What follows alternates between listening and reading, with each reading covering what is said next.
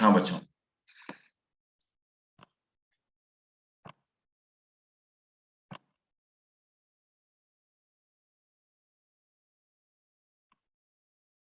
Last class में हम लोग कहाँ पे थे भाई? क्या पढ़ रहे थे?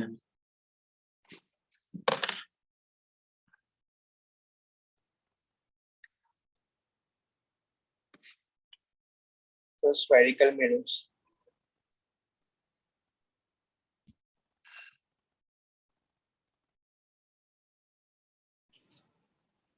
Principal focus. Yes yes yes.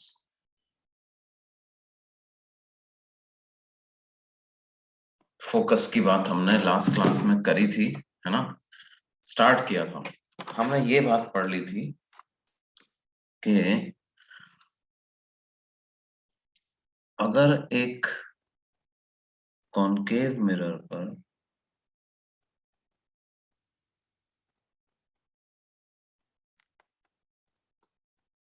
Principal axis के पैरेलल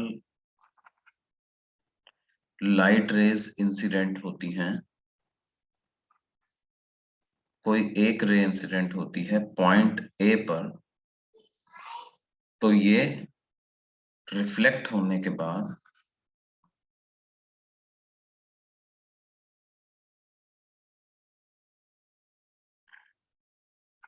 प्रिंसिपल एक्सिस को किसी पॉइंट क्यू पर अगर कट करती है तो सी क्यू की वैल्यू क्या आती है बेटे? R divided by 2 cos I, where I is angle of incidence और ये है एंगल आई। ठीक है। अच्छा, हमने एक चीज ये भी देखी थी कि जैसे जैसे एंगल ऑफ इंसिडेंस बढ़ता है cos आई की वैल्यू कम होती है, सी क्यू की वैल्यू बढ़ जाती है। जैसे जैसे एंगल ऑफ इंसिडेंस बढ़ता है cos आई कम होता है, सी क्यू की वैल्यू बढ़ जाती है। सी क्यू बढ़ने का मतलब क्या है? ये पॉइंट और धीरे धीरे आगे चलता चला जाता है ना? इसका मतलब क्या है कि लेट्स से अगर मैंने दो पैरेलल रेज प्रिंसिपल एक्सिस के पैरेलल चलती हुई दो रेज इंसिडेंट करी, एक थोड़ी प्रिंसिपल एक्सिस के पास में है, दूसरी प्रिंसिपल एक्सिस से दूर, यहाँ कहीं पे सेंटर है।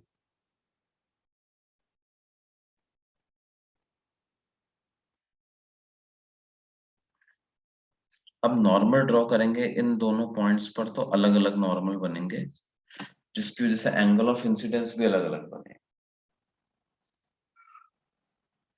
जो रे जितनी ज्यादा ऊपर है उसका एंगल ऑफ इंसिडेंस उतना ही ज्यादा होगा, तो वो सेंटर से ज्यादा दूरी पर इंटरसेक्ट करे। जो कम दूरी पे है उसका एंगल ऑफ इंसिडेंस भी कम होगा, तो ये कम दूरी पर है।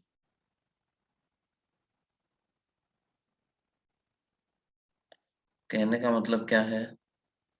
दोनों अलग अलग डिस्टेंसेस पर इंटरसेक्ट करेंगे, Q1 Q2, है ना? ध्यान दो, सारी की सारी पैरेलल रेज जो प्रिंसिपल एक्सिस के पैरेलल चल रही हैं वो रिफ्लेक्ट होने के बाद प्रिंसिपल एक्सिस को सेम पॉइंट पे इंटरसेक्ट नहीं करती हैं।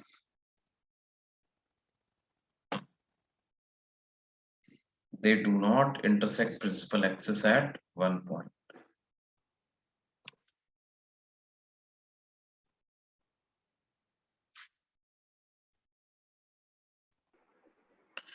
ये जो इनएबिलिटी होती है कौन किसी भी स्फेरिकल मिरर की, the inability of a spherical mirror to focus all the parallel rays at one point is called as chromatic, is called as spherical aberration. This is one of the defects of spherical mirror.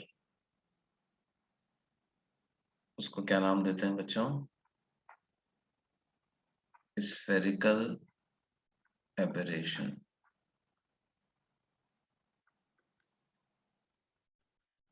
क्या होता है ये? The inability of a spherical mirror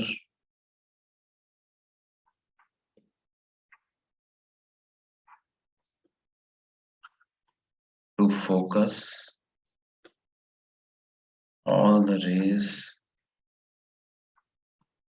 traveling parallel to principal axis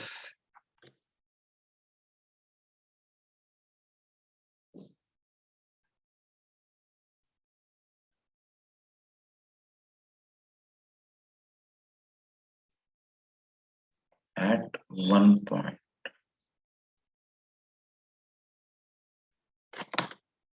The inability of a spherical mirror to focus all the rays traveling parallel to principal axis at one point is called as spherical aberration. हाँ, लेकिन एक बात जरूर है, देखो कि अगर ये एंगल ऑफ इंसिडेंस बहुत कम हो जाए,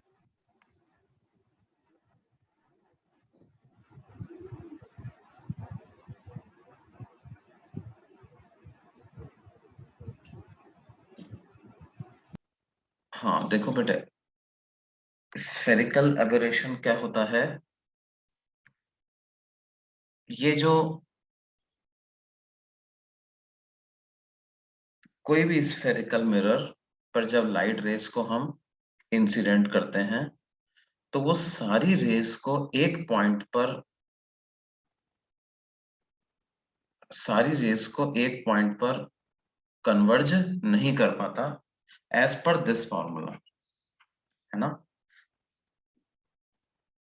अलग अलग रेस जो होंगी, जैसे ये जो दो रेस मैंने कंसिडर करी हैं, इन दोनों रेस के लिए एंगल ऑफ इंसिडेंस अलग अलग आएगा, और एंगल ऑफ इंसिडेंस अलग अलग आएगा तो सेंटर से जिस पॉइंट पर ये प्रिंसिपल एक्सिस को कट कर रहे हैं, उस पॉइंट की डिस्टेंस भी दोनों रेस के लिए अलग अलग आएंगे। जिसके लिए एंगल ऑफ इंसिडेंस ज्यादा होगा, उसके लिए वो सेंटर से ज्यादा दूरी पर कट करेगा।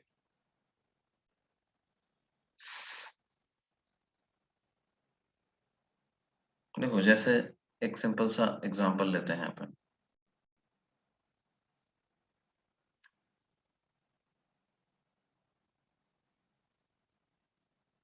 ये एक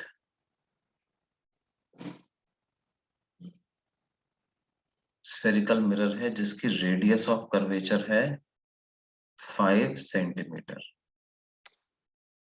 कितना रेडियस ऑफ कर्वेचर है इसका? 5 सेंटीमीटर रेडियस ऑफ कर्वेचर। मैंने दो रेज इस पर इंसिडेंट करी,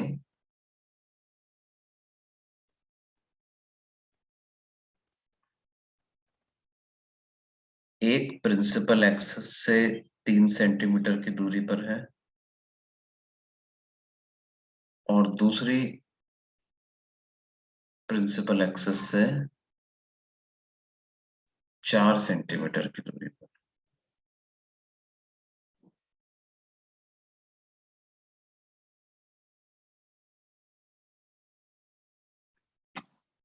एक प्रिंसिपल एक्सिस से 3 सेंटीमीटर की दूरी पर है, दूसरी प्रिंसिपल एक्सिस से 4 सेंटीमीटर की दूरी पर।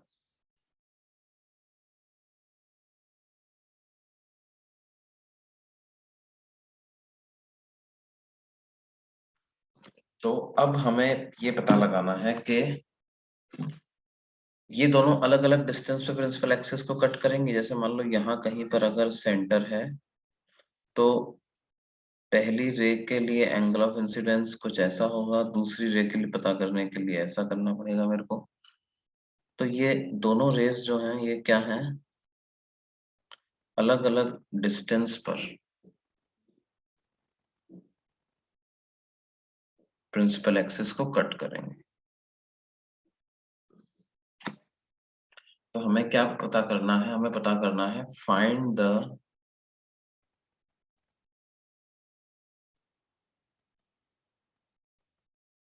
separation between the points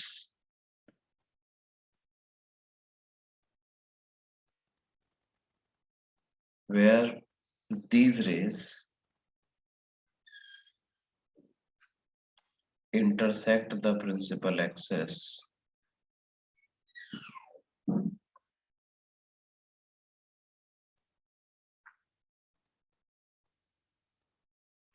after reflection.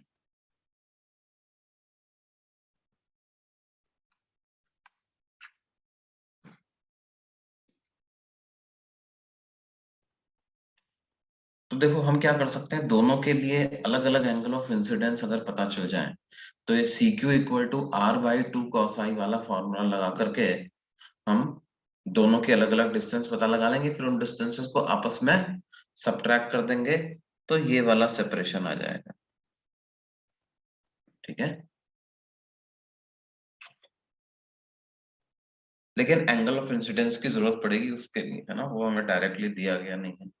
तो कैसे पता कर सकते हैं, देखो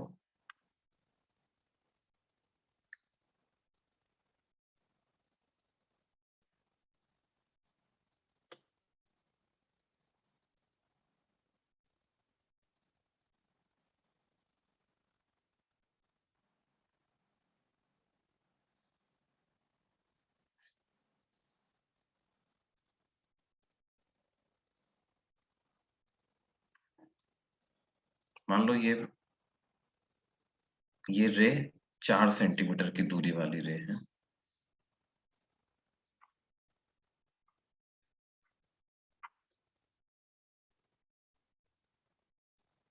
यहाँ कहीं पे मैं सेंटर ले लेता हूँ।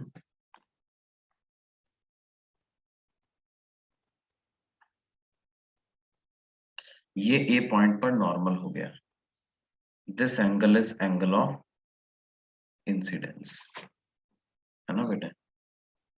अब ध्यान दो, सी पॉइंट से इस रे पर परपेंडिकुलर ड्रॉप करते हैं अपन। उस परपेंडिकुलर को नाम दे देते हैं कुछ एम। तो now look at triangle A M C. Sine I कितना लिखा हुआ है, sine I is C M divided by C A, this length upon this length. C M तो हमें दिया हुआ है 4 सेंटीमीटर, और सी ए जो है यही तो है रेडियस ऑफ कर्वेचर, जो कि क्वेश्चन में हमें दिया हुआ है कितना, 5 सेंटीमीटर। देखो go to the previous page, 5 centimetre हमें दिया, तो 5 सेंटीमीटर इसको रख लेते हैं। साइन आई की वैल्यू कितनी आ गई, 4/5। इसका मतलब एंगल आई 53 डिग्री है। तो कॉस आई की वैल्यू क्या हो जाएगी बेटा, कॉस आई की वैल्यू हो जाएगी 3/5।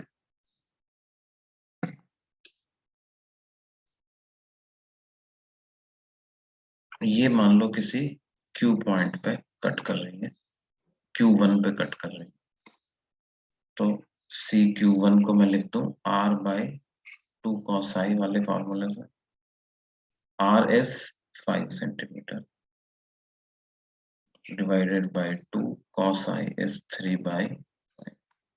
So that this is 25/6 centimetre.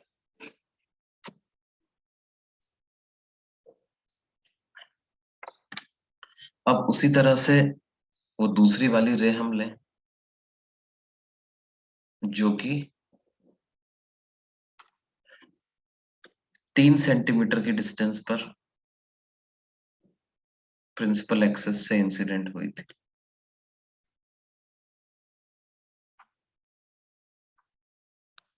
मान लो ये बी पॉइंट पर इंसिडेंट, इसके लिए एंगल ऑफ इंसिडेंस पता करेंगे तो सी को बी पॉइंट से ज्वाइन कर दो, है ना।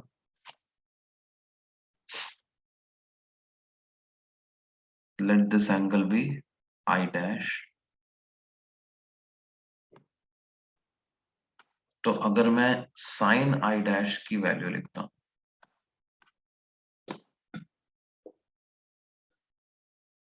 ये इस पॉइंट को कुछ n मार्क कर देता है।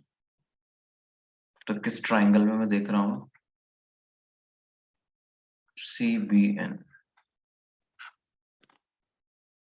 साइन आई डैश कितना आएगा बच्चों? 3 सेंटीमीटर बाय 5 सेंटीमीटर।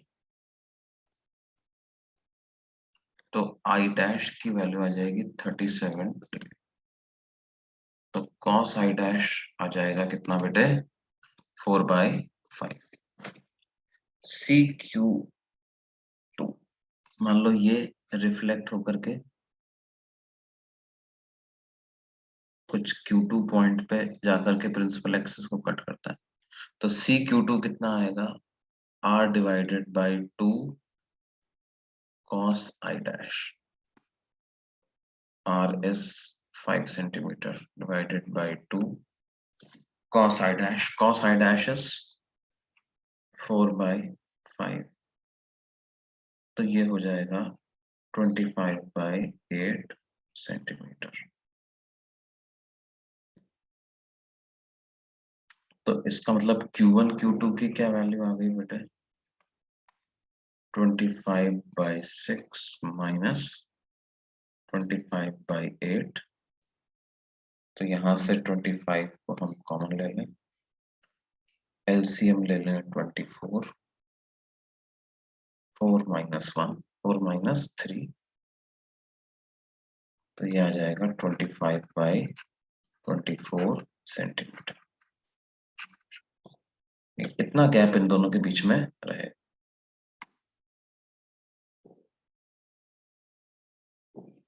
हाँ बेटे, ये देख लीजिए, this is previous page.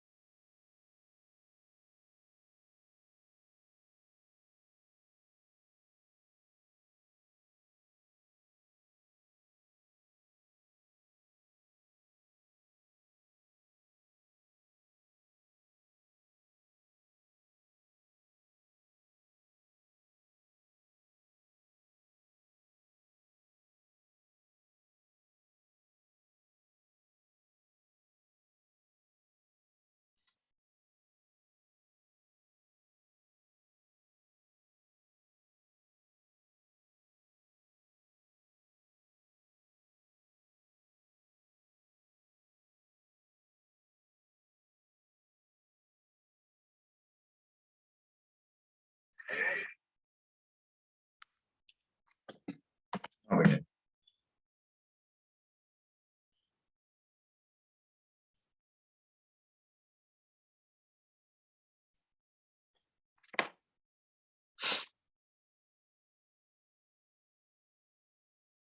we will come to this point. In lower class, why were we taught that the reflected rays intersect at one point and that point is called as focus? We are slowly moving to that point. We'll come to that point. जो उन्होंने पढ़ाया था वो गलत नहीं था, बस वो एक अप्रोक्सीमेटेड चीज थी, है ना। हम उस पे आते हैं। ये वाला पेज देख लिया सबने? Can we move over to next page?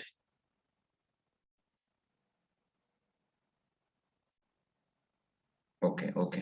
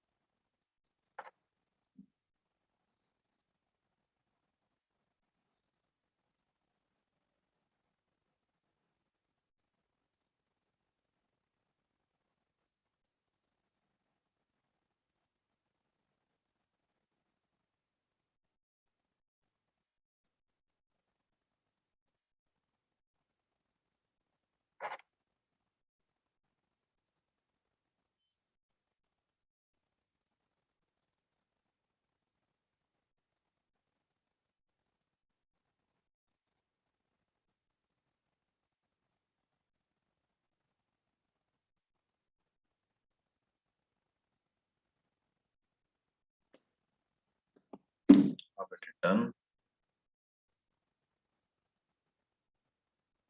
Okay.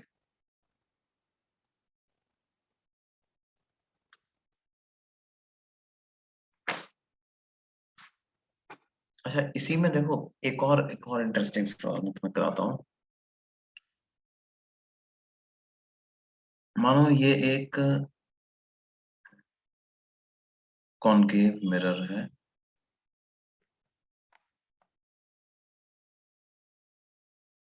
ये उसका principal axis, and here is an incident ray which is traveling parallel to the principal axis. Principal axis के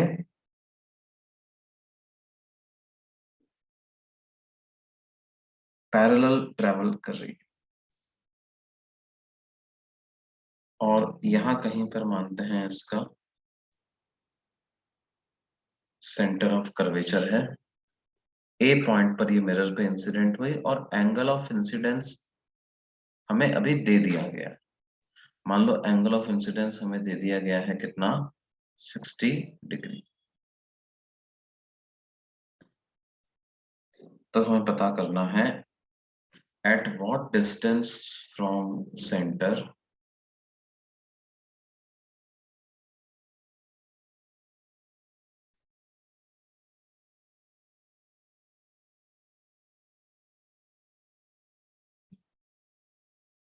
will the ray intersect the principal axis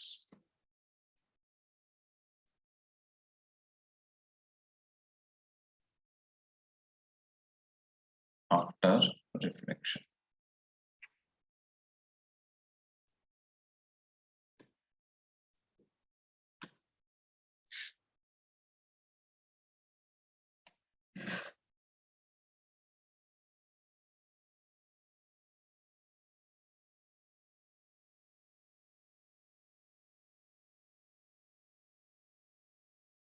तो कैसे पता करेंगे बेटे? Formula हमें पता है, C Q is equal to R divided by 2 cos i। अगर ये क्यू पॉइंट पे इंटरसेक्ट करती है तो C Q is R by 2 cos i। R तो दिया हुआ नहीं है तो कोई बात नहीं, आर के टर्म्स में आंसर निकाल लेते हैं। R divided by 2 cos 60 degree.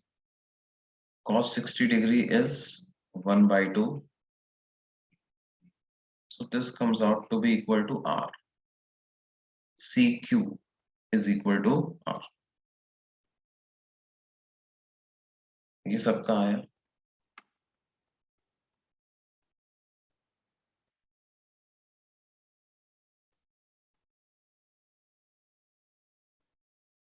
r distance पर इंटरसेक्ट करेगी। अब सेंटर से r डिस्टेंस का मतलब क्या है बेटे, कहां पे इंटरसेक्ट करेगी?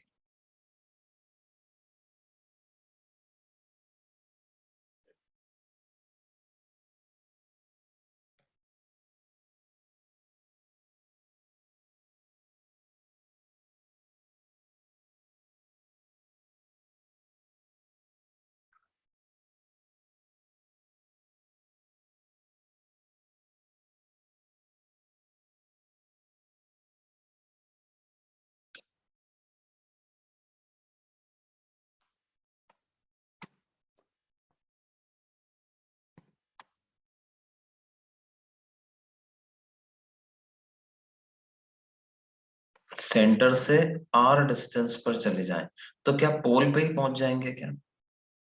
इसका मतलब रे कुछ इस तरह से इंटरसेक्ट करेंगे, ऐसे reflect।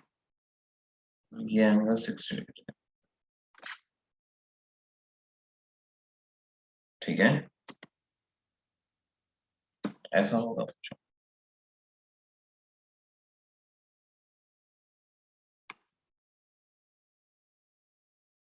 Pole not at centre of curvature. Centre of curvature से r डिस्टेंस, ये जो डिस्टेंस आई है r, ये कहां से आई है? सेंटर ऑफ कर्वेचर से ही तो आई है, राइट। तो सेंटर ऑफ कर्वेचर पे नहीं इंटरसेक्ट करेगा, कहां पे इंटरसेक्ट करेगा? पोल पे, राइट। इस तरह का डायग्राम बनेगा बच्चों, है ना। तो ये डायग्राम जो है, ये क्वेश्चन जो है, अपने आप में क्वेश्चन तो है ही। एक चीज और ये एम्फेसाइज करता है कि ऐसा जरूरी नहीं है कि वो अ, कहीं पर भी रे इंटरसेक्ट कर सकती है depending on angle of incidence. अच्छा, अब इसमें एक फर्दर क्वेश्चन ये भी बन सकता था कि also find the total deviation of the रे।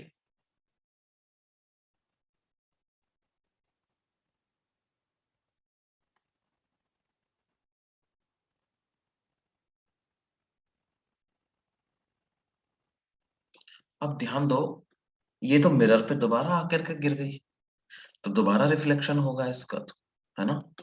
अब ध्यान दो बेटे, देखो ये डिस्टेंस r है, ये वाली डिस्टेंस भी r है ना। दोनों मेरे सेंटर से ज्वाइन कर रहे हैं अपन। अच्छा, एक और ध्यान दो, ये एंगल 60 डिग्री है तो ये एंगल भी 60 डिग्री है, ऑल्टरनेट एंगल्स हो गए, तो ये वाला एंगल भी 60 डिग्री हो गया, है ना। अब क्या ये जो एंगल है, ये इस P पॉइंट के लिए या इस वाली रे के लिए एंगल ऑफ इंसिडेंस हो गया? ये एंगल ऑफ इंसिडेंस हो गया, तो इसका मतलब 60 डिग्री एंगल पे ही रे रिफ्लेक्ट हो। This angle will come out to be 60 degree. Now again what we do is join this point from the center, you will obtain normal. तो ये जो मैंने अभी लाइन बनाई है, ये B पॉइंट पर नॉर्मल हो गई। अब ये डिस्टेंस R है, ये वाली डिस्टेंस भी R है, राइट। तो R डिस्टेंस के सामने वाले एंगल बराबर होने चाहिए। तो क्या होगा, ये वाली जो R साइड है, इसके सामने वाला एंगल ये रहा, और इस R के सामने वाला एंगल ये रहा, तो ये दोनों एंगल भी बराबर होने चाहिए। इसका मतलब ये जो B पॉइंट पे जब रे गिरी है, तो इसका एंगल ऑफ इंसिडेंस भी 60 डिग्री हो गया। तो इसका मतलब क्या होगा, यहां से दोबारा रिफ्लेक्शन होगा, ये फिर से 60 डिग्री पे ही रिफ्लेक्ट होगी। अच्छा, ये दोनों एंगल अगर 60-60 हैं, तो इधर जो एंगल बन रहा है ये भी 60 डिग्री आएगा, और ये अगर 60 डिग्री पर रिफ्लेक्ट हो रही है,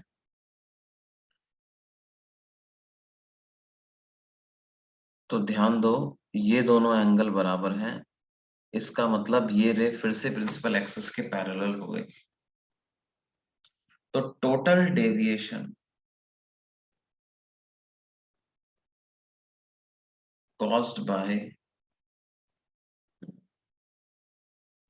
मिरर, क्या उसको 180 डिग्री लिख सकता हूँ?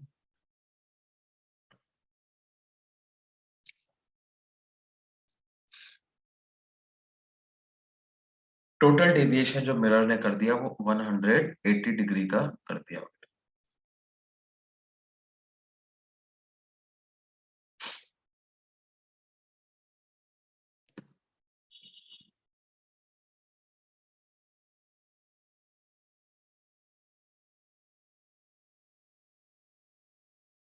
ये पोल पे ही क्यों जा रही है, किसी दूसरे पॉइंट पे क्यों नहीं जा रही है, बच्चे पूछ रहे हैं। देखो बेटे, ये वाला फॉर्मूला समझ में आया था तुमको, C Q equal to R by two cos I से सी क्यू की वैल्यू आर निकल करके आई थी,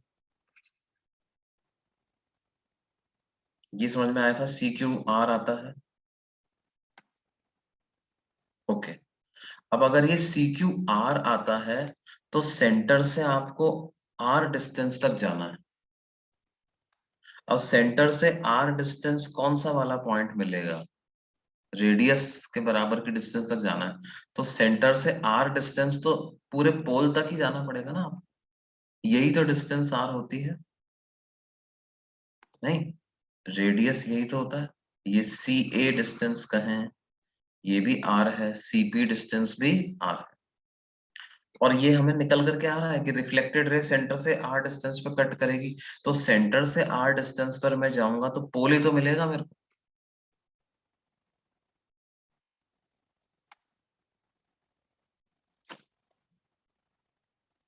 ओके,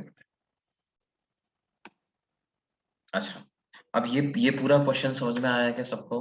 दिस एग्जांपल, दोनों पार्ट समझ में आ गए इसके? ये पार्ट 1 था इसका, ये part 2।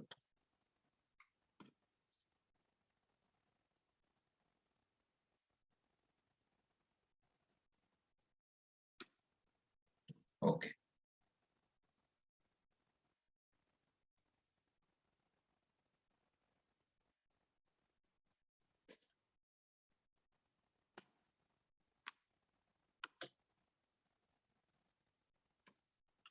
okay. So now let's move on to the next page. अभी हम फोकस की डेफिनेशन पे आते हैं। अगर ये सारी पैरेलल रेज अलग अलग पॉइंट पे इंटरसेक्ट कर रही हैं तो फिर फोकस का मतलब क्या हुआ सर? देखो, हमने जैसा ये फॉर्मूला पढ़ा है, सी क्यू बराबर होता है r divided by 2 cos i के। ध्यान दो, as angle of incidence approaches 0, the value of cos I will approach 1, and this implies the distance CQ will approach कितना, r by 2। ये जो डिस्टेंस CQ है ये किसको अप्रोच करेगी? r by 2 को ये distance approach. the distance CQ will approach कितना, r by 2।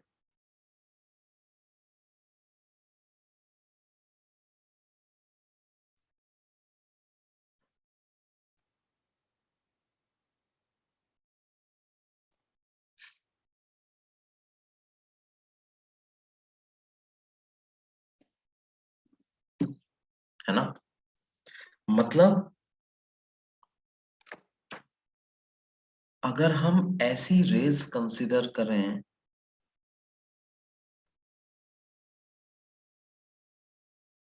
जिनका एंगल ऑफ इंसिडेंस बहुत कम है, which are incident at very small angle on the mirror, rays like these।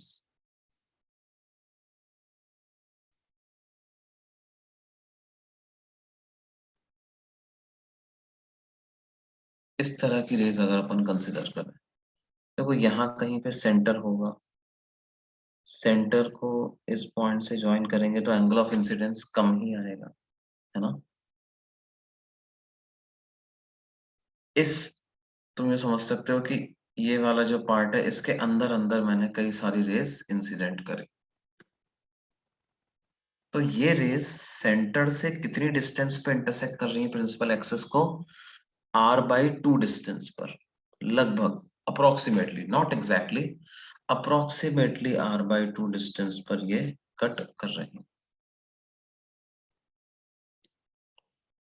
ठीक है, तो हम क्या बोल सकते हैं?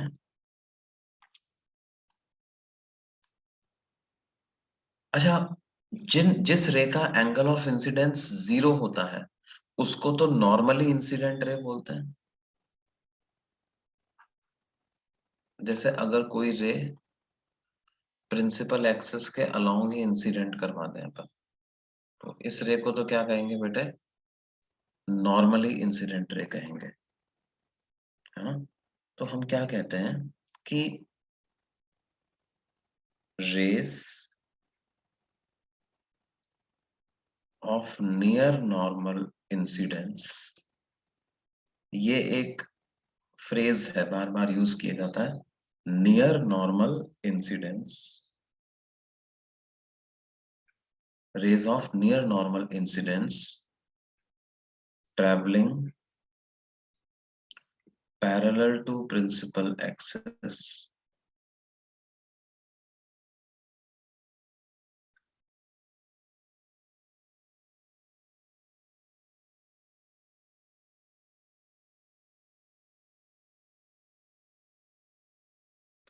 of a mirror intersect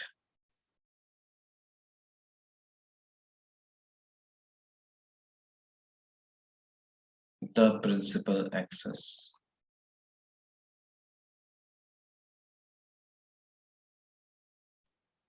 Intersect the principal axis at approximately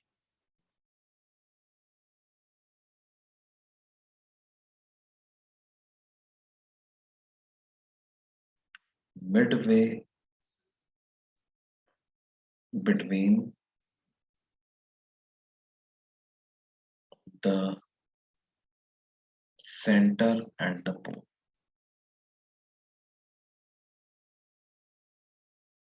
This point is called as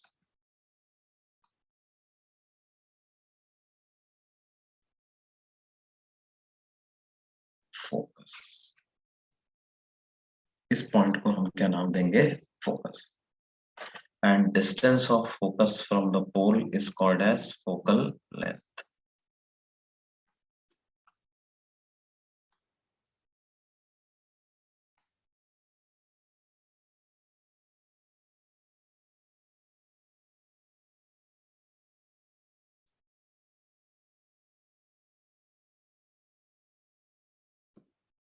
तो ये जो फोकल लेंथ आएगी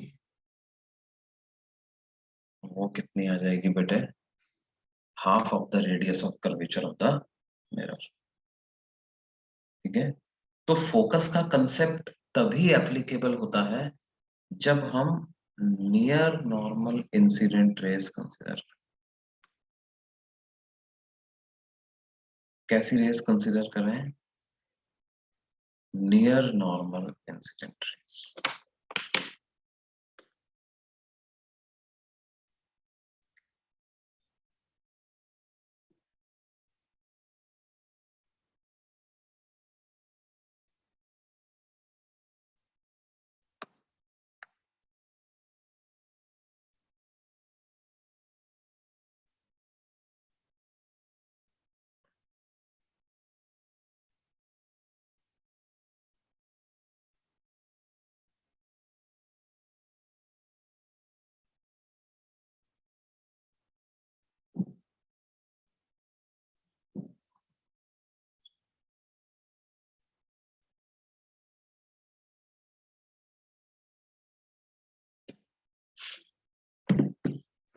ये बात समझ में आई भाई?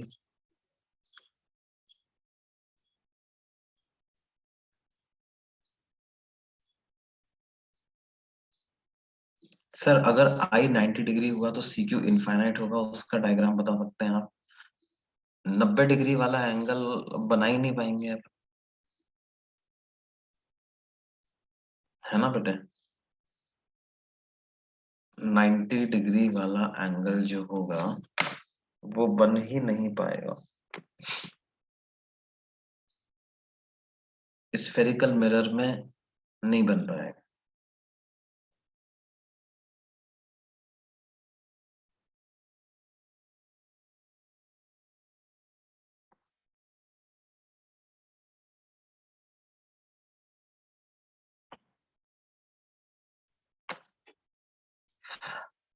मतलब देखो क्यों नहीं बन पा रहा है, अपन कोशिश करते हैं ना. जैसे ये स्फेरिकल मिरर एक लिया मैंने, है ना, और उसमें ये इस तरह का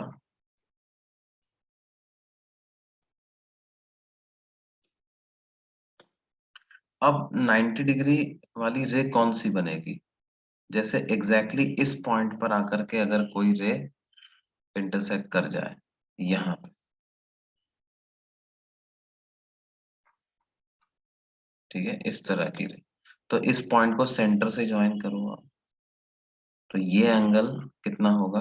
90 डिग्री. एक बच्चे का डाउट है, वो क्या पूछ रहे हैं साहब कि सर अगर एंगल ऑफ इंसिडेंस 90 डिग्री हो जाए तो सी क्यू इनफाइनाइट आएगा, तो उसका डायग्राम कैसा बनेगा?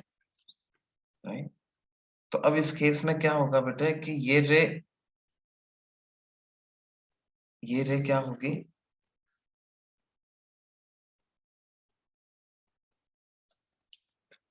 तो पहली बात तो इस तरह की रे अपन बना पाएंगे, नहीं बना पाएंगे, तो एक तरीके से ये बिल्कुल एज पे इंसिडेंट हो रही है ना बेटे, बिल्कुल एज पे ही इंसिडेंट हो रही है। तो ये बिल्कुल टेंजेंशियल टाइप की रे है, ये टेंजेंशियल टाइप की रे है, तो ये सीधी चली जाएगी, राइट। तो क्या है, इंटरसेक्ट ही नहीं कर पा रही है प्रिंसिपल एक्सिस को, तो हम कह रहे हैं कि इनफाइनाइट डिस्टेंस है।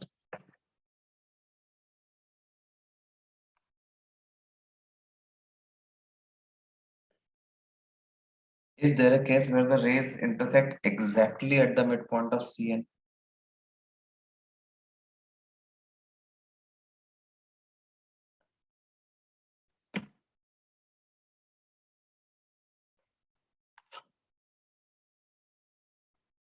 Hmm. Yes.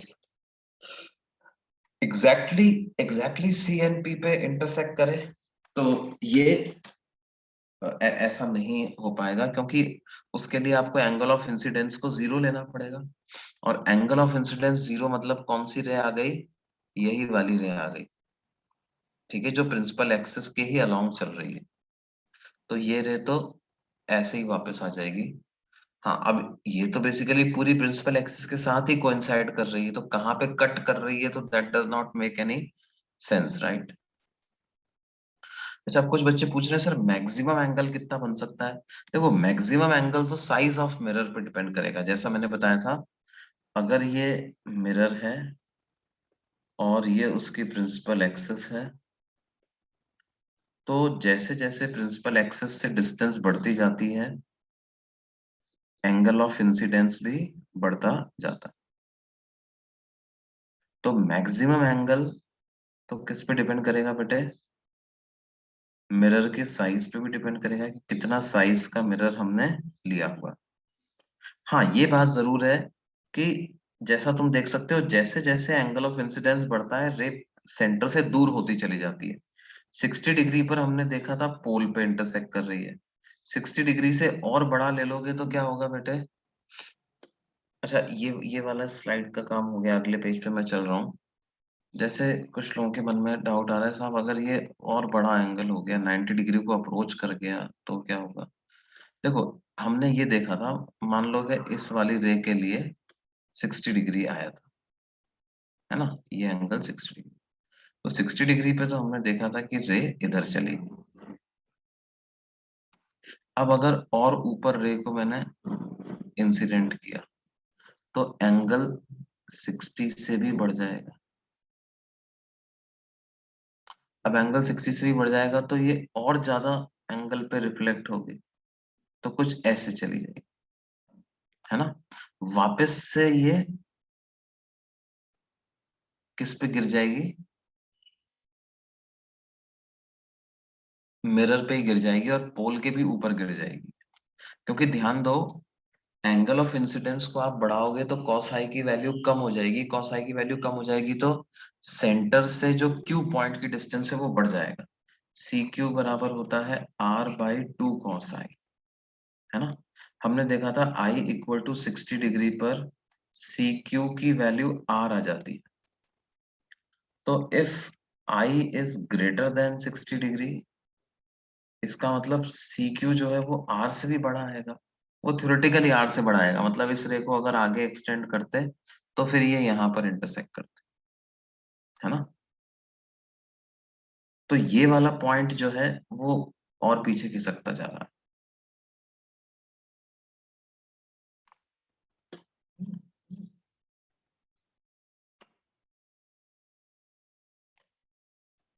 10 to 90 डिग्री पे क्या होगा सर, 10 to 90 डिग्री मतलब इट विल अप्रोच इन्फिनिटी, है ना। वो और पहले ही इंटरसेक्ट कर जाएगा, जैसा कि इस डायग्राम से अब थोड़ा सा क्लियर हुआ होगा तुमको कि अ, जैसे ये एंगल अगर और और बड़ा बढ़ गया, है ना, मान लो 80 डिग्री हो गया ये एंगल, कुछ ऐसा है, ठीक है, this angle becomes very large. तो उस केस में क्या होगा, ये ऐसे यहाँ पर ही इंटरसेक्ट कर जाएगा, ताकि इसको एक्सटेंड करेंगे तो ये बहुत पीछे जा करके प्रिंसिपल एक्सिस को कट कर रहा हो, इस तरह का डायग्राम बनेगा।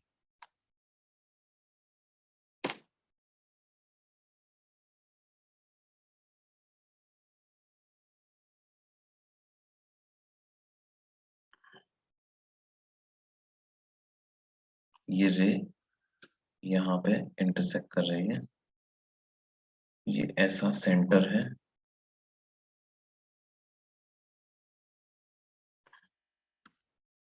This is a very large angle, तो ये रे यहाँ चली गई,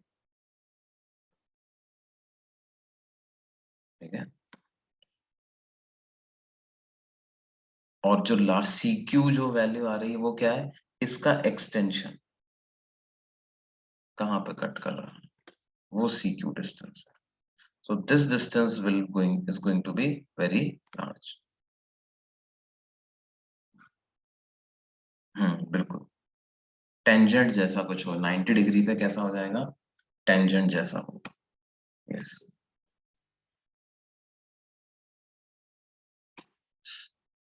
अच्छा, अब हम अगली स्लाइड पे मूव करें।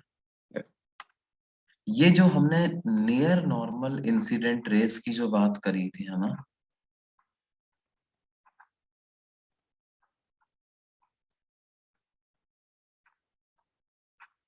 इनका एक नाम और होता है, इसको पैरेक्शियल रेस भी बोल देते हैं। Near normal incident rays are also called as paraxial rays, ठीक है। नियर नॉर्मल इंसिडेंट का है, पैरेक्शियल का है, एक ही बात है।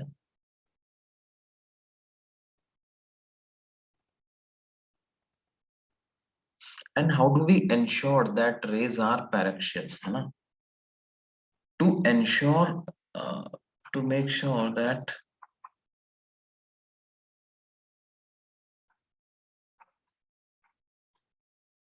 only near normal incident rays are used,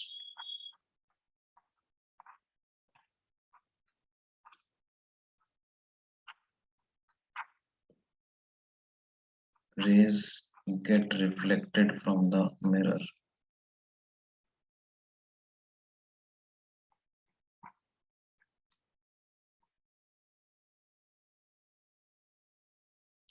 Only near normal incident rays get reflected from the mirror.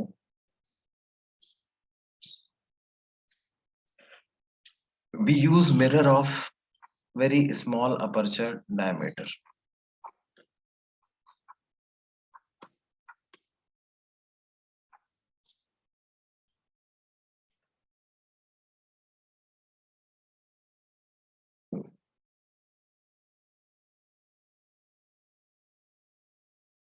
है ना, देखो मिरर ही छोटा सा यूज करो आप।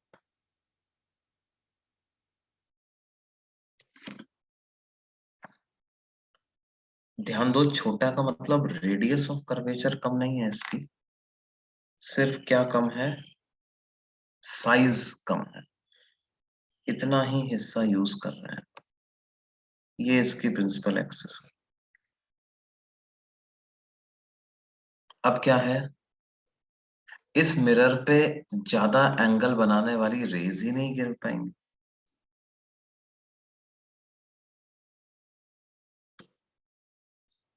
जितनी भी रेज होंगी उनका एंगल ऑफ इंसिडेंस ज्यादा हो ही नहीं पाएगा।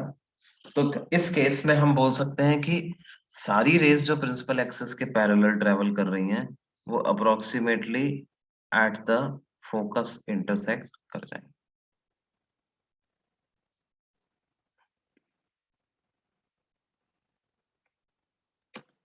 ठीक है।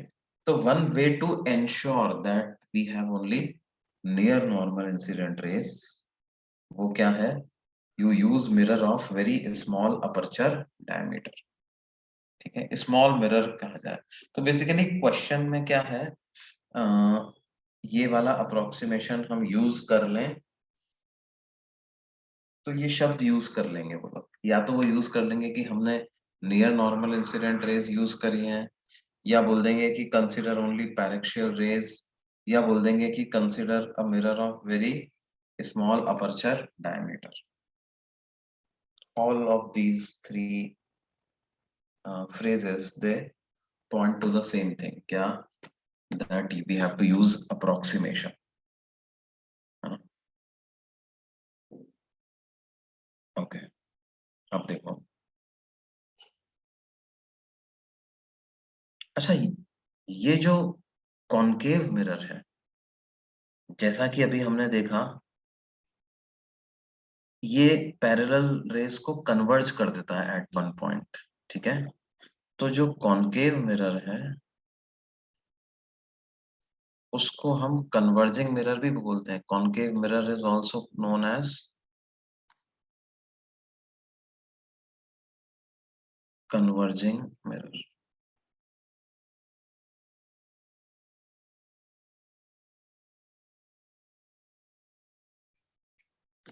Concave mirror is also known as converging.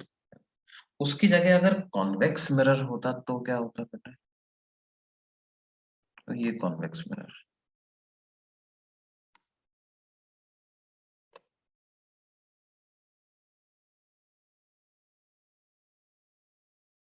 मानो ये पैरेलल रेज इस पर इंसिडेंट हमने करी। अच्छा, इसका सेंटर जो है वो राइट साइड में है, मान लो यहाँ कहीं पे इसका सेंटर। तो ये पॉइंट है ए, ये पॉइंट है कोई बी। अब कैसे रिफ्लेक्ट होंगी रेज ये पता करना है, तो सेंटर से ए को ज्वाइन करें तो ए पॉइंट पर नॉर्मल पता चल जाएगी, और सेंटर से बी को ज्वाइन कर दो तो बी पॉइंट पर नॉर्मल पता चल जाएगा।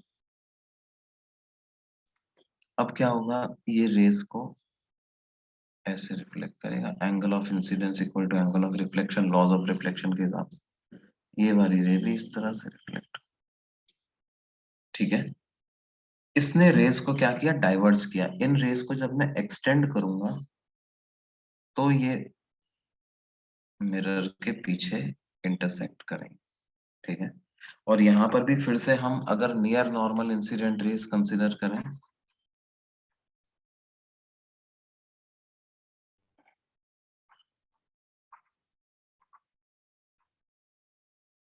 तो क्या होगा, वो लगभग r/2 डिस्टेंस पर ये इंटरसेक्ट करेंगे। उस पॉइंट को क्या कहेंगे, focus.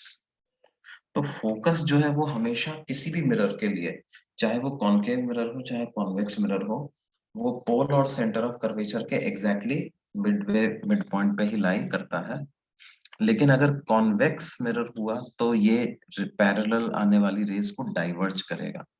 Convex mirror is also called as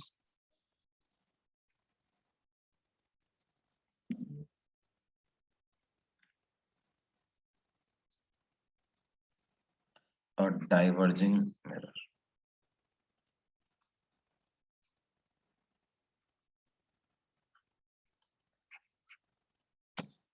ठीक है।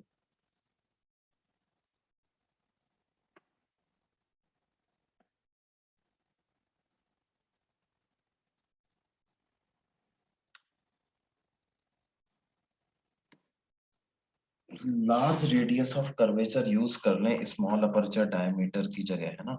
देखो बेटे, लार्ज रेडियस ऑफ कर्वेचर भी अगर आप यूज कर लोगे, लेकिन फिर से आपको क्या करना पड़ेगा उस केस में, ऐसा लिखना पड़ेगा ना कि रेज जो है वो प्रिंसिपल एक्सिस के पैरल के पास में इंसिडेंट हो रही है ना। पैरेलल भी है और प्रिंसिपल एक्सिस के वेरी क्लोज भी है, ठीक है, तभी ये काम बन पाएगा, राइट।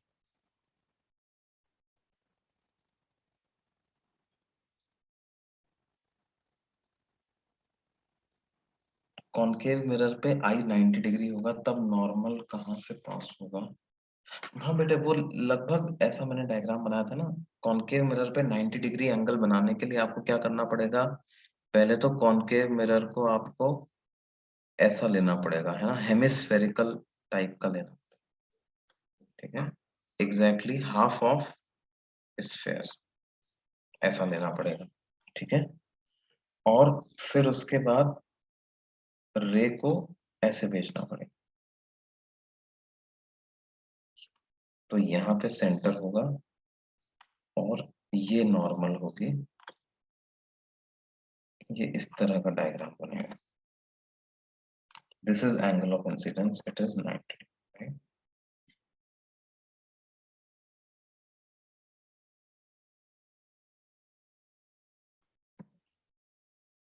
ठीक है। अब ये हमने बेसिक डेफिनेशंस इसकी सारी अब पढ़ ली हैं। Centre of curvature, radius of curvature, pole, principal axis, है ना, और finally focus and focal length भी हमने समझ लिया। अब हम पढ़ते हैं image formation by spherical mirror.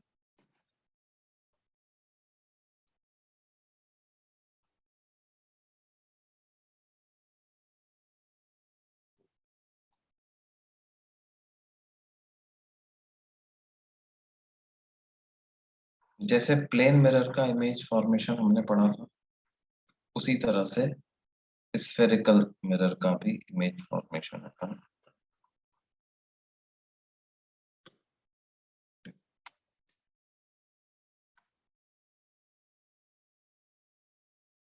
Image का मतलब क्या है? Point of intersection of reflected raise. Object is point of intersection of incident raise. तो हम कोई भी एक मिरर कंसिडर कर लेते हैं, कॉनकेव ही कंसिडर कर लेते हैं।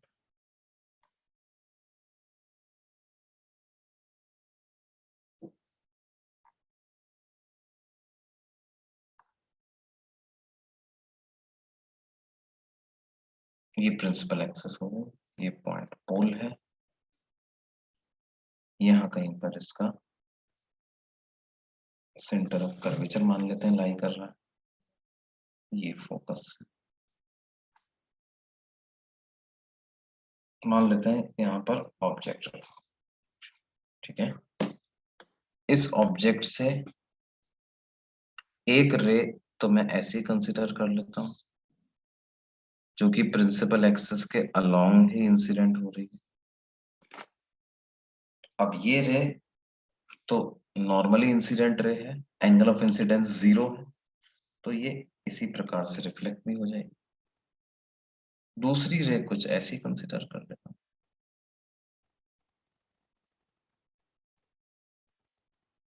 अब ये रे कैसे रिफ्लेक्ट होगी ये पता करने के लिए, या इस वाले पॉइंट पर हम नॉर्मल ड्रॉ कर दें,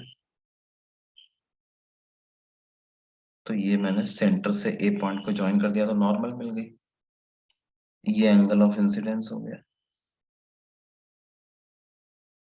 इतने ही एंगल पे रे रिफ्लेक्ट भी हो जाएगी।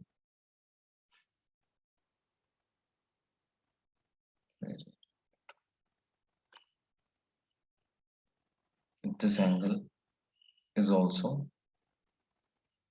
I, angle of incidence equal to angle of reflection, right. अब देखो, ये जो पॉइंट आया है, ये इन दो रिफ्लेक्टेड रेस का पॉइंट ऑफ इंटरसेक्शन आ गया, तो इसको हम कह देंगे इमेज। ठीक है, अभी हम बाद में प्रूव भी कर देंगे कि ये जो आई पॉइंट की जो डिस्टेंस आएगी पोल से, वो एंगल ऑफ इंसिडेंस के इंडिपेंडेंट हो जाएगी अंडर सर्टेन अप्रोक्सीमेशन। ठीक है,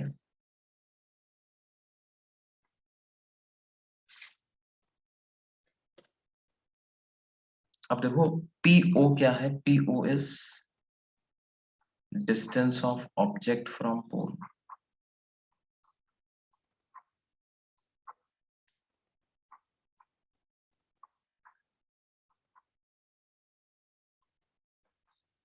है ना, उसी तरह से पी आई क्या हो जाएगा? P I is distance of image from पोल।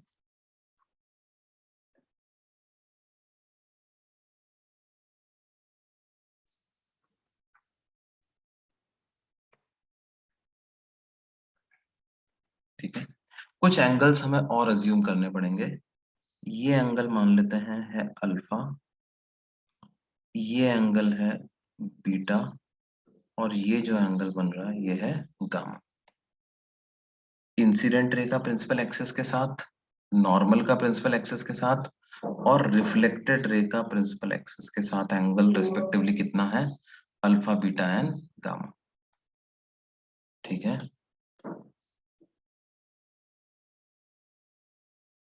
अच्छा,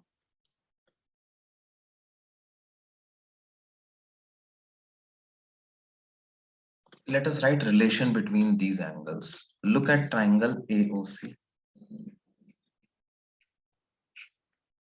तो इस ट्राइंगल AOC में क्या मैं बोल सकता हूं the angle beta is exterior angle.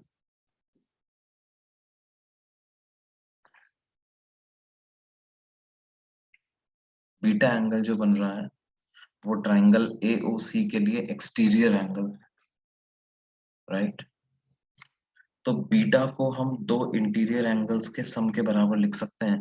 Beta को लिख सकता हूं अल्फा प्लस आई के बराबर. ये एक इक्वेशन मेरे पास. उसी तरह से फॉर ट्राइंगल AIC,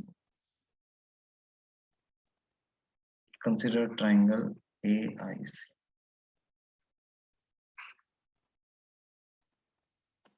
उसके लिए हम बोल सकते हैं the angle gamma is exterior angle.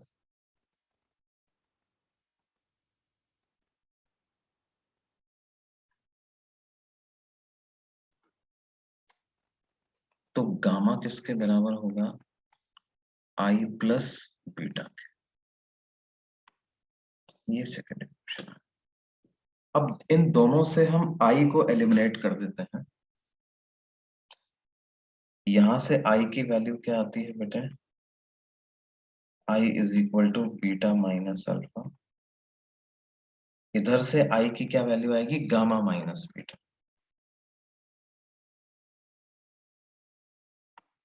आई की वैल्यू आएगी गामा माइनस. तो दोनों इक्वेशन से आई की जो वैल्यूज आई हैं उनको आपस में इक्वेट कर देते हैं. This implies beta minus alpha is equal to gamma minus beta, which means 2 beta is equal to alpha plus gamma.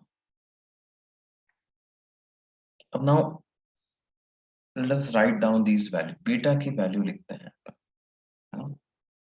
अच्छा एक बात और है,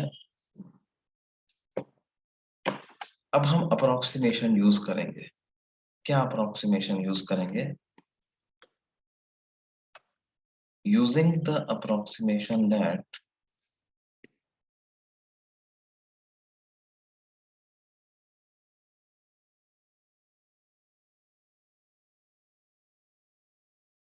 only near normal incident rays are used for image formation.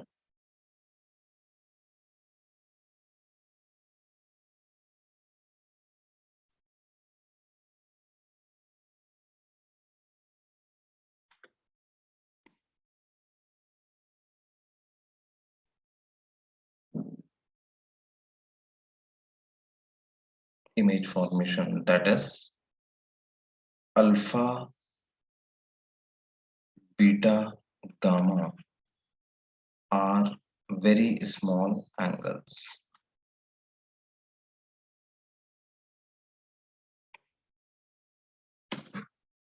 देखो angle आई को छोटा बनाने के लिए मेरे को अल्फा को छोटा लेना पड़ेगा. अल्फा छोटा होगा तो अपने आप बीटा गामा ये भी छोटे एंगल हो ही जाएंगे. तो अंडर दिस अजम्पशन बीटा को हम क्या लिख सकते हैं, एंगल बीटा को लिख सकता हूं मैं AP divided by PC. Alpha को अप्रोक्सीमेटली लिख सकता हूं AP डिवाइडेड बाय PO. और गामा को अप्रोक्सीमेटली लिख सकता हूं AP डिवाइडेड बाय PI. देखो वैसे तो एग्जैक्टली अगर अपन बात करें तो A पॉइंट से मेरे को यहाँ पे परपेंडिकुलर ड्रॉप करना चाहिए. कुछ मान लो वो perpendicular foot of perpendicular M आता है ना. तो मैं tan alpha tan beta tan gamma की वैल्यू लिखता. लेकिन ये तुम ऐसे देखो कि जैसे जैसे ये अल्फा बीटा गामा छोटे एंगल्स होते चले जाएंगे ये M पॉइंट P पे ही कन्वर्ज हो जाएगा कि नहीं हो जाएगा, है ना. एक हल्का सा डायग्राम मैं यहाँ पे बनाता हूँ तुम्हारे सामने. कि देखो यहाँ तो मैंने लेफ्ट में जो डायग्राम बनाया है उसमें तो क्या है, हमें शो करना है कि भाई इस तरह से रिफ्लेक्शन वगैरह हो रहा है, लेकिन मान लो ये ऑब्जेक्ट है, मैं कुछ इस तरह की रेस कंसिडर कर रहा हूँ, I am considering rays like this. ठीक है, यहाँ कहीं पे सेंटर है और ये रे रिफ्लेक्ट होकर के ऐसे इंटरसेक्ट करती है। तो ये पॉइंट ए पर इंसिडेंट हो रही है। अब ए पे से जब अपन प्रिंसिपल एक्सिस पे परपेंडिकुलर भी डालेंगे तो ये परपेंडिकुलर जो है वो पी पॉइंट पे ही मर्ज होने लग जाएगा ना, अगर अपन स्मॉल एंगल वाली रेस ही कंसिडर कर रहे हैं तो। अब हम क्या कर सकते हैं, ये सारी वैल्यूज को इस एक्सप्रेशन में पुट कर दो, बीटा अल्फा गामा की ये वैल्यूज पुट कर दो, तो क्या हो जाएगा, 2 times AP by PC is equal to AP by PO plus AP by PI, and this AP will cancel from both sides, which means हमारे पास क्या आ गया, 2 divided by PC is 1 by PO plus 1 by PI। ठीक है, ये equation अपने पास आ गई।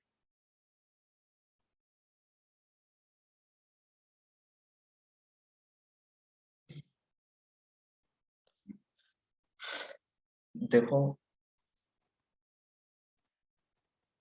PC तो radius है ना, तो इसको हम ऐसे भी लिख सकते हैं 1 radius by 2 is equal to, PO क्या है, ऑब्जेक्ट डिस्टेंस, उसको हम u लिख लेते हैं, पीआई इज इमेज डिस्टेंस, उसको v लिख लेते हैं, और ये जो r/2 आया है इसको f लिख देंगे, फोकल लेंथ। तो हमारे पास क्या फॉर्मूला बन जाएगा, 1/f is equal to 1/v plus 1/u, या दूसरे शब्दों में हम इसको लिखेंगे 1/v plus 1/u is 1/f।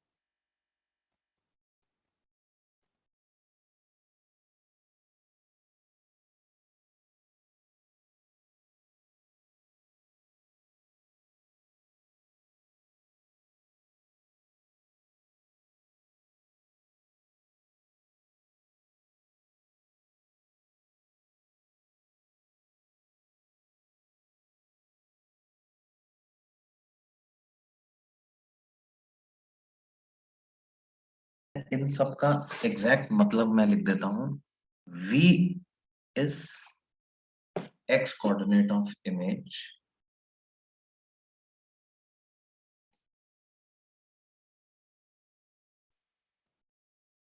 u is x coordinate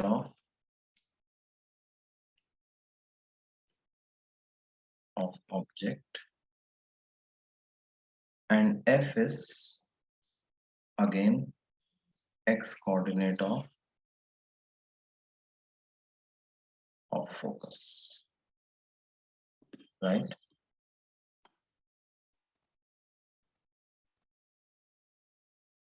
हाँ बेटा, प्रीवियस पेज देखना चाहते हैं?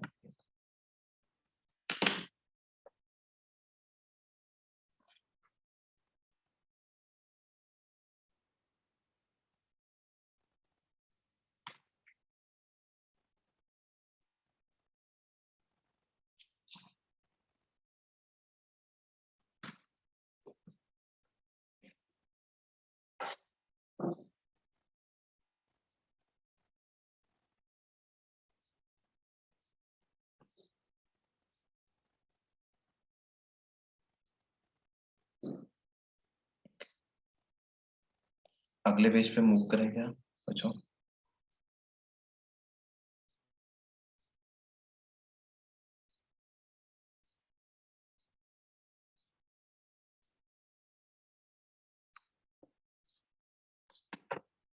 अच्छा, जब हम बोल रहे हैं कि ये सब एक्स कोऑर्डिनेट है तो हमारा एक्स एक्सिस क्या है? Principal axis is the X axis.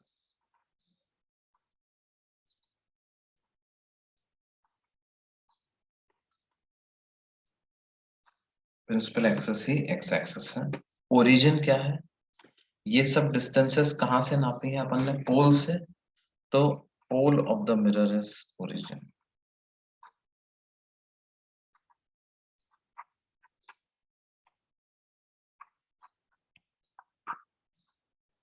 And the direction of traveling of incident rays is positive.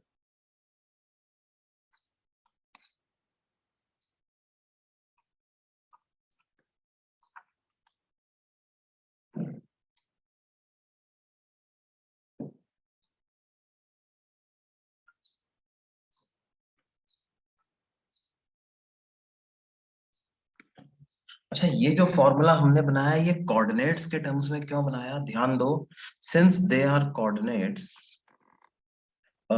they must be substituted with signs in the formula.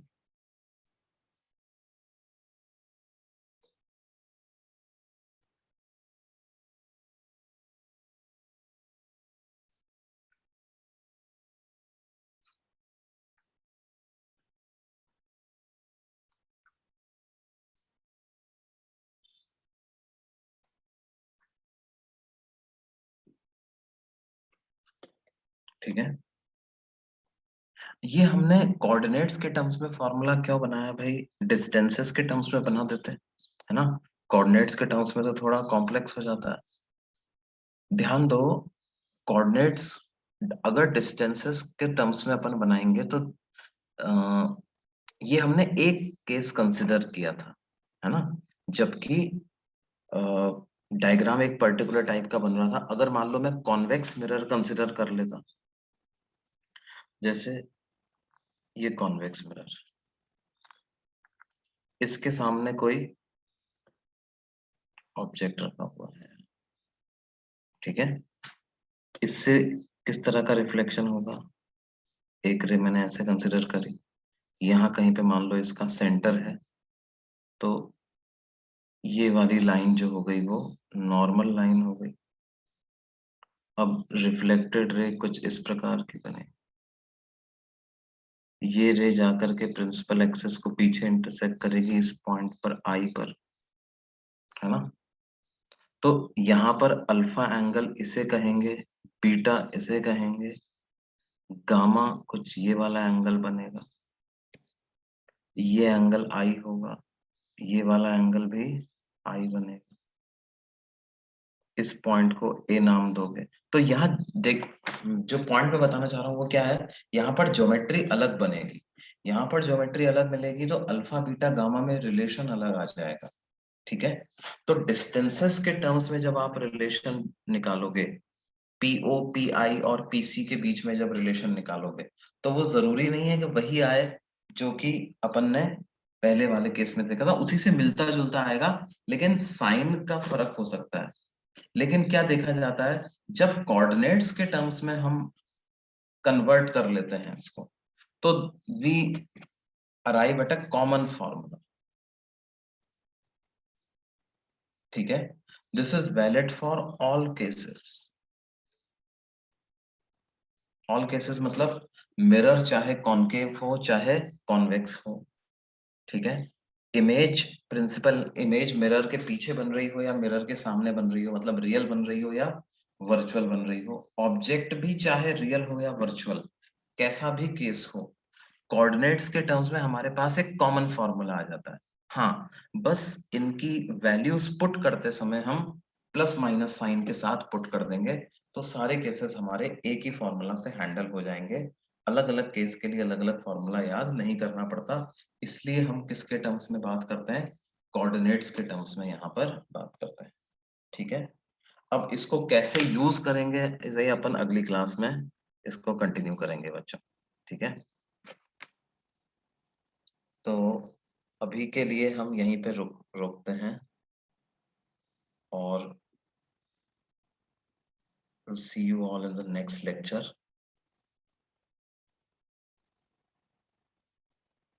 हाँ, वो दो फॉर्मूले की जरूरत नहीं पड़ेगी अपने को, है ना, एक ही फॉर्मूले से हमारा काम चल जाएगा।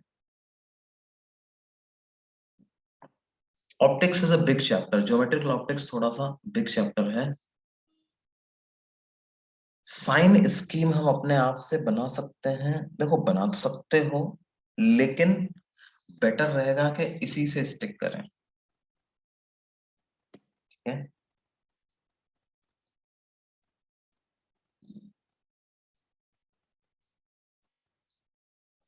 हाँ बच्चों, होमवर्क में आप लोगों ने वो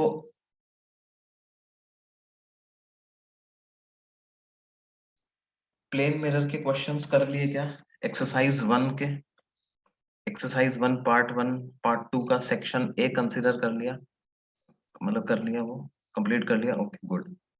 अब उसके अलावा हम इसमें से क्या कर सकते हैं,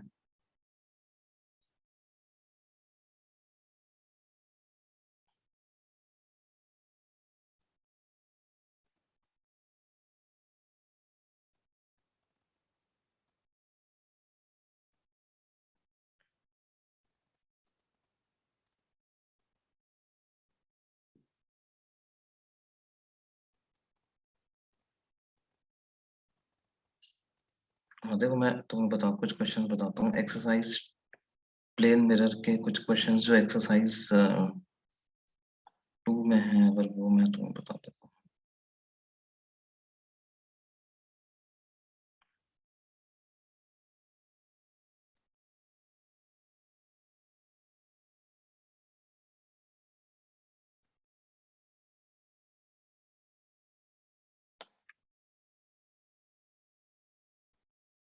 हाँ बच्चों, जैसे एक एक क्वेश्चन है एक्सरसाइज 2 पार्ट 1 में, क्वेश्चन नंबर 4। ओके, एक्सरसाइज में डाउट्स हैं तो शीट के एग्जांपल्स आप कर सकते हो, बिल्कुल, 2 एग्जांपल्स फ्रॉम योर शीट, है ना।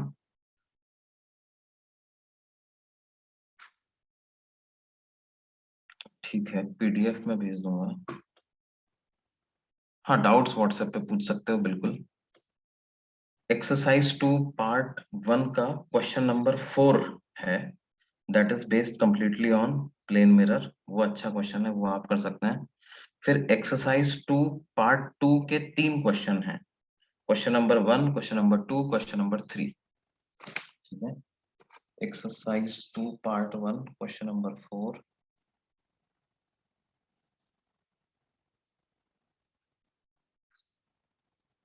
एक्सरसाइज 2 पार्ट 2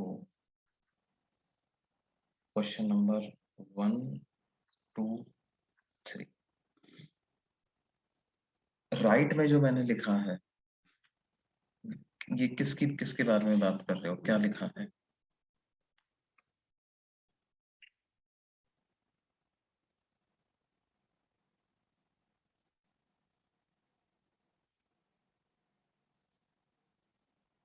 अच्छा, डायग्राम, डायग्राम जो है वो क्या है बेटे,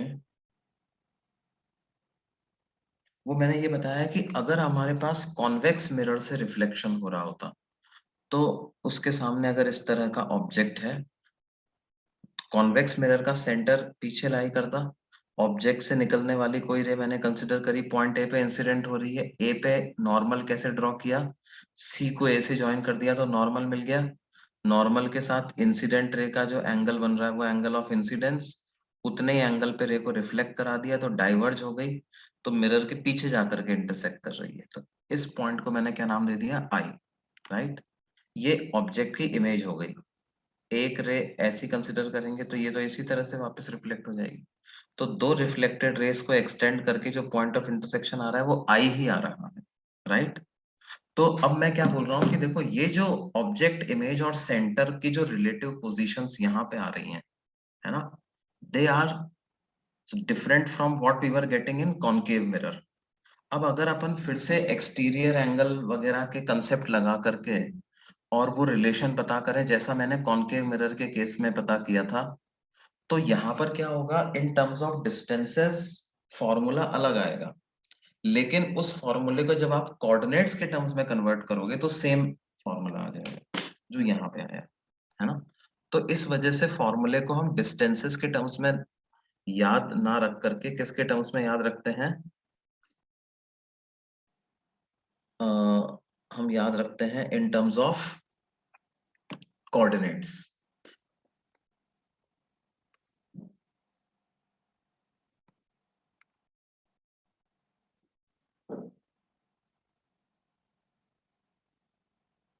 हाँ हाँ, डाउट डाउट का डिस्कशन करेंगे अभी।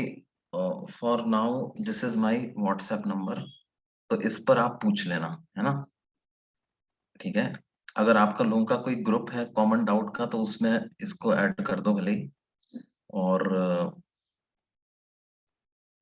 या फिर इंडिविजुअल भी पूछ सकते हो, whatever way you are okay fine. इस पे पूछ सकते हो, इस पे मैं रिप्लाई कर दूंगा।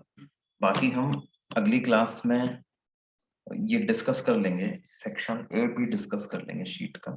ठीक है।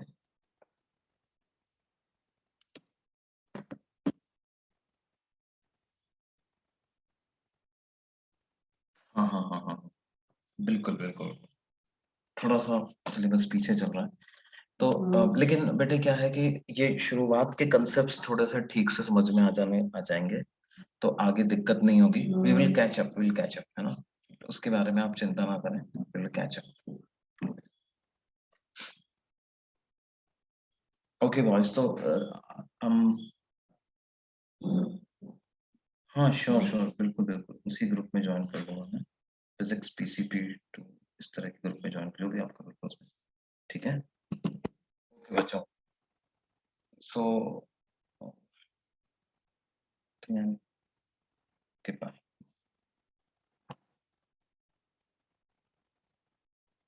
See you all in the next lecture.